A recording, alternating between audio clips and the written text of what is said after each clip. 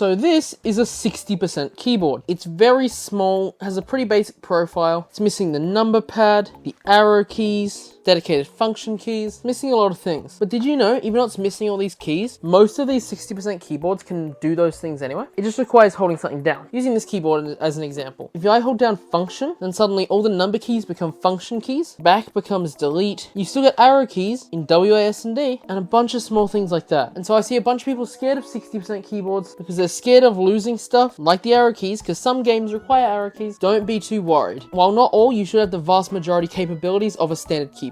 The more you know.